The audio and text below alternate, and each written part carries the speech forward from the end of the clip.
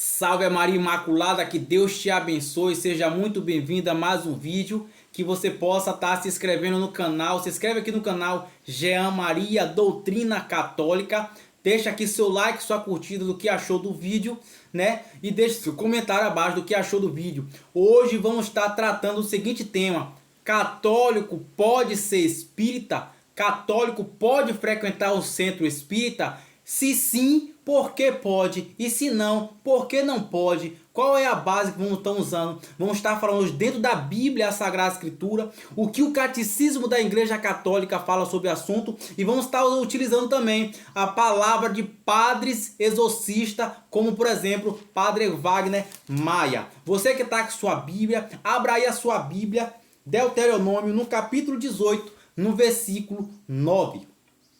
Quando tiveres entrado na terra que o Senhor teu Deus te der, não te porás a imitar as práticas abomináveis de gente daquela terra. Não se ache no meio de ti quem te faça passar pelo fogo, seu filho e sua filha, nem quem se dê à adivinhação, à astrologia, aos algoros, ao feiticismo, à magia ou à invocação dos mortos, porque o Senhor teu Deus abomina aqueles que se dão a essas práticas. É por causa dessas abominações que o Senhor teu Deus expulsa de ti as nações. Será inteiramente do Senhor teu Deus. As nações que vai despojar ouvem os algoreiros e os adivinhos, e a ti porém, o Senhor teu Deus não permite. Então aqui a palavra do Senhor está dizendo que o Senhor Deus não permite. Quem tem a sua Bíblia, abra a sua Bíblia, vamos fazer uma breve oração. Augusta Rainha do céu, soberana mestra dos anjos, vós que desde o princípio recebeste de Deus o poder e a missão de esmagar a cabeça de Satanás, nós vos pedimos humildemente, enviai vossa legião celeste para que sob vossas ordens, sob vosso poder, persiga os demônios, combatendo por toda parte, reprimindo a insolência e lançando no abismo. Quem como Deus, ó Mãe de bondade e ternura, vós sereis sempre nosso amor e nossa esperança, ó Mãe divina, enviai vossos santos anjos para nos defender, repelir para onde nós o cruel inimigo, santos anjos e arcanjos, defendei-nos e guardai-nos. Amém. São Miguel Arcanjo, defendei-nos no combate, sede nosso refúgio contra a maldade e a cilada do demônio. Ordena-te Deus, tantemente vos pedimos, e vós, príncipe da milícia celeste, pela virtude divina, precipitai o inferno, Satanás, de todo espírito maligno que anda pelo mundo para fazer perder as almas. Amém. São Miguel, São Gabriel, São Rafael, Santo Anjo da Guarda, defendei-nos e protegei-nos em nome de Jesus. Eu consagro cada palavra desse vídeo à Imaculada Virgem Maria. Muito bem? Aqui a Sagrada Escritura está dizendo que Deus abomina essas práticas. Vamos estar trabalhando hoje com base na Sagrada Escritura, Catecismo da Igreja Católica, e com base com o Padre Exorcista. Você que está assistindo esse vídeo, fica até o final para entender essa aula e essa catequese.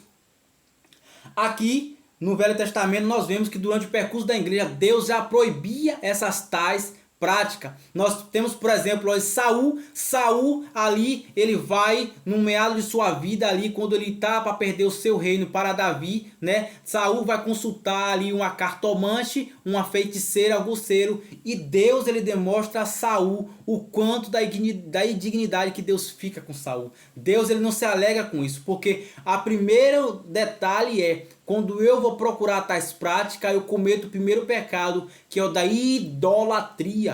Eu coloquei minha fé, eu coloquei minha crença em outras coisas que não sejam o único Deus. Se abandone em Deus, confie em Deus. Por que católico não pode ser espírita?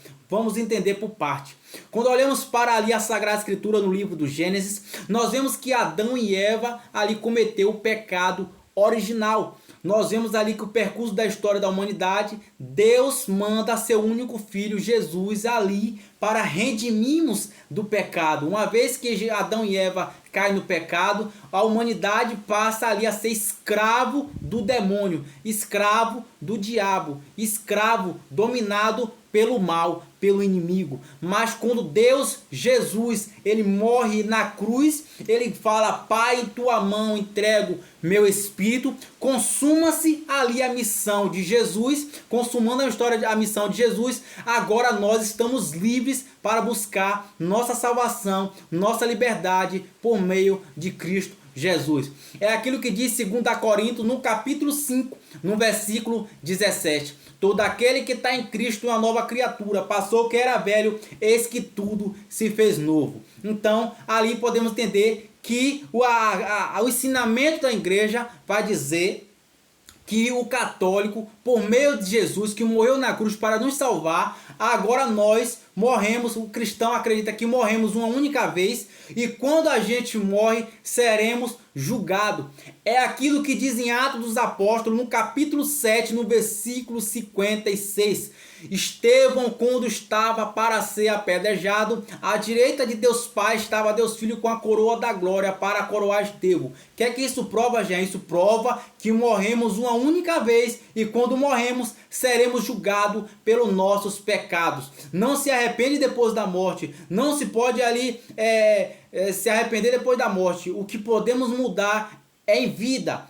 A nossa eternidade depois da morte é a consequência do que fazemos com nossa vida. Nossa vida vai discernir para onde iremos depois da morte. Se vivemos em Deus, segundo a graça, buscando a salvação eterna, isso se chama céu. Se não vivemos conforme a vontade de Deus e os ensinamentos do que Deus quer, se não buscamos amar a Deus, a finalidade é amar a Deus, não alcançaremos a salvação. O católico acredita que morrendo vamos para o julgamento e esse julgamento vai discernir se vamos para o céu ou para o inferno. A doutrina espírita já crê em outra tese, a tese da encarnação. Acredita-se que morrendo vai se encarnando ali e essa encarnação vai se resultando numa evolução, essa evolução até se conseguir alcançar ser um ser de luz, um ser supremo, um ser luminoso. Acredita-se que se possa nessa encarnação ali a ser como deuses, né? Então assim, nós temos ali, por exemplo, eles utilizam na história, por exemplo, ali os orixás. Os orixás são exemplo de seres que foram se encarnando até chegar à sua encarnação perfeita e essa encarnação perfeita se tornaram como deuses. Eles recorrem a esses seres que tiveram a encarnação perfeita como deuses. Temos, por exemplo, aí diversos, aí vamos estar falando logo mais de que orixá falamos. Os mais evoluídos acreditam-se que são orixás. Os poucos evoluídos, né, os mais evoluídos se encontram na crença, por exemplo, do candomblé, que são os orixás. Os poucos evoluídos nós podemos encontrar, por exemplo, ali na crença da Umbanda, que é, por exemplo, o preto velho, o marujo, o marinheiro. Eles acreditam que esses foram os poucos evoluídos. Os menos evoluídos acreditam-se que são os Exus. Nós católicos não acreditamos na encarnação, não acreditamos nessa tese de evolução. Acreditamos que ali em céu, inferno, purgatório e pecado, toda essa tese. Se você passa a acreditar na tese da encarnação, descarta-se inferno. Se na verdade eu vou morrer, eu vou me encarnar de novo, então o inferno não existe. Se na verdade eu acredito que após a minha morte eu vou me encarnar, então na verdade para que purgatório? Se na verdade eu acredito que após a minha morte eu vou me encarnar, então na verdade o pecado é só uma invenção humana. Na verdade não é isso que diz a Sagrada Escritura. Romanos 6,23 diz que o salário do pecado é a morte. 1 João capítulo 3, versículo 8 diz que quem peca do demônio, Jesus se manifestou para destruir as obras do demônio.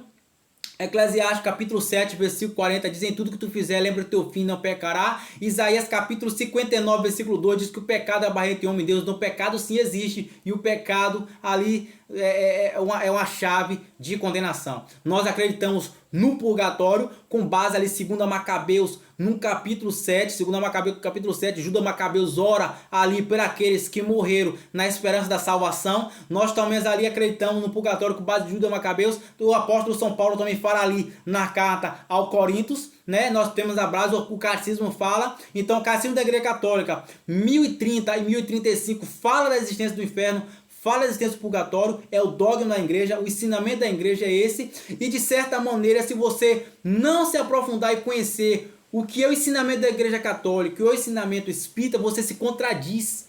De certa maneira você se contradiz, você se perde, porque cada uma dessa doutrina, ela segue para um caminho, uma crença. Por exemplo, se eu acredito na encarnação, Jesus morreu na cruz para quê? Jesus morreu na cruz em vão? Eu, católico cristão, acredito que ele morreu para me salvar do pecado original.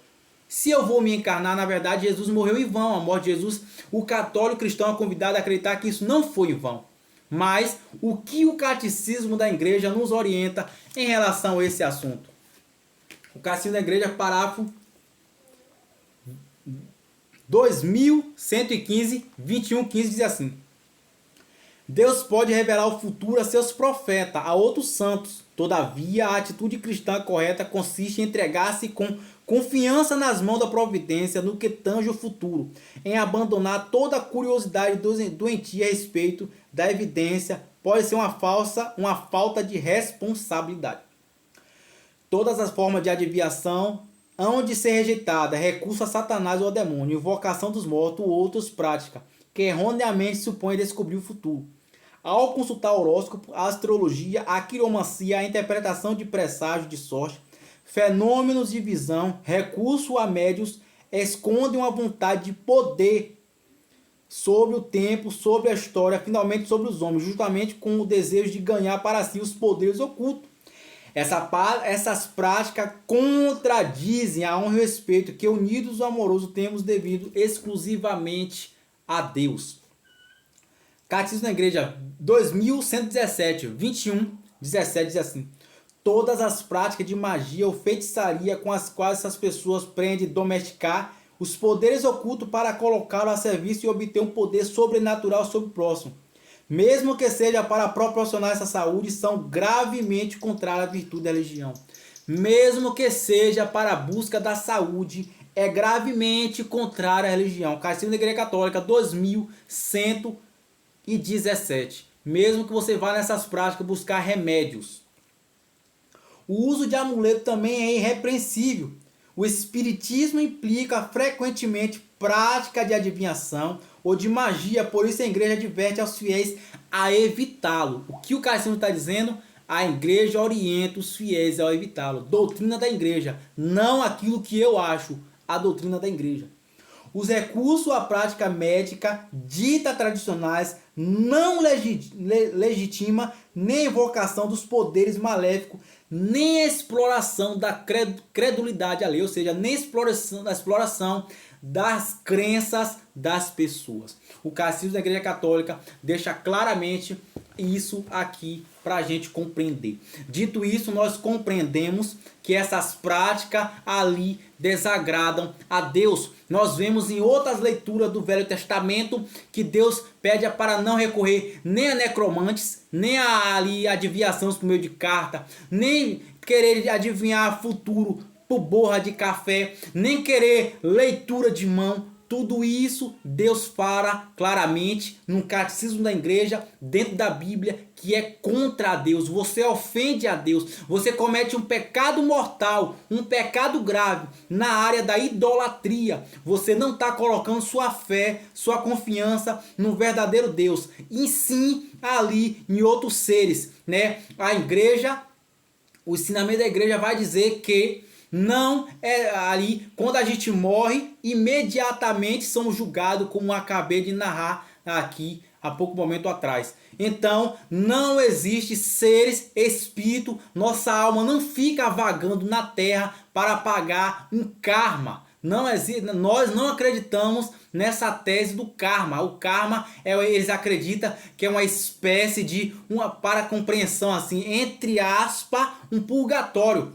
Né? Na encarnação, no processo da encarnação, as pessoas, se as pessoas têm uma vida sofrida, ela está pagando um karma pelo seu ancestral que teve uma vida ruim, então ela que tem que pagar. Não, aqui a gente não acredita. Aquele que comete seu pecado vai prestar conta a Deus diante do tribunal dia, e aqui mesmo só se vive uma vez, e aqui aquilo que a gente vive que vai discernir salvação eterna ou condenação eterna. Aquele católico cristão que insiste nessa prática, ele se inclina para o lado da condenação eterna, porque comete idolatria, está tirando sua confiança no verdadeiro Deus e colocando sua confiança em seres espirituais das trevas, demônios. Mas por que demônios? A igreja explica que ao morrer, como já falei, vamos ser julgados. Então o espírito não pode ficar vagando. Eles não acreditam que esses espíritos evolucionais são espíritos de pessoas que já viveram na Terra. Nós acreditamos aquilo que diz o Evangelho de São João, no capítulo 8, no versículo 44, que Satanás é o pai da mentira. Nós sabemos que isso é uma mentira por base do ensinamento da Sagrada Escritura. A própria Sagrada Escritura deixa claro isso. Então, se não estamos recorrendo a uma outra alma que aqui está na terra, se não estamos recorrendo nem a Deus, nem os anjos de Deus, só sobraram aquilo que diz o livro do Apocalipse, no capítulo 12, que a terça parte de Satanás e seus demônios caiu na terra. É aquilo que diz Isaías, no capítulo 14, no versículo 12, caiu o astro brilhante, filho da aurora, caiu os seres infernais aqui na terra. É aquilo que diz em 1 João, o mundo jaz do maligno. Então, estão recorrendo a espírito maligno. O inimigo traiçoeiro e mentiroso, ele mente, ele coloca essas teses para que as pessoas se confundam. Eu quero te apresentar também aqui o ensinamento de Padre Wagner Baia, esse maravilhoso livro de Padre Wagner Baia. Eu te convido a você ler, você vai ter uma compreensão mais profunda. Esse livro aqui é de um padre, sacerdote e exorcista. Você encontra esse livro aqui na revista Canção Nova e também por meio da internet. Aqui não é coisa que eu estou inventando, é com base no ensinamento da igreja. O que é que Padre Wagner Baia aqui explica? Fica até o final do vídeo para você ter uma compreensão mais profunda desse assunto tão polêmico. A grande arma do maligno para esse tempo é a reencarnação, para contrapor a ressurreição. Ou seja, a grande arma do maligno é a encarnação, para contrapor, para se opor à ressurreição de Cristo. E a vida eterna oferecida por Jesus, sua morte na cruz, dada para a redenção do mundo. Como ele não deseja a redenção da humanidade, ele corrompe dessa forma, enganando os homens, corrompendo em seus corações. Pedro adverte aos cristãos sobre essas falsas seitas. Assim como houve entre o povo falso profeta, assim também haverá entre vós falsos doutores, que introduzirão disfarçada seita perniciosa. Segundo a Pedro, no capítulo 2, versículo 1. Observa que estas filosofias religiosas falam de Deus, mas de judaísmo, uma coisa vaga sem nexo, um Deus que tudo pode, um construtor, um universo.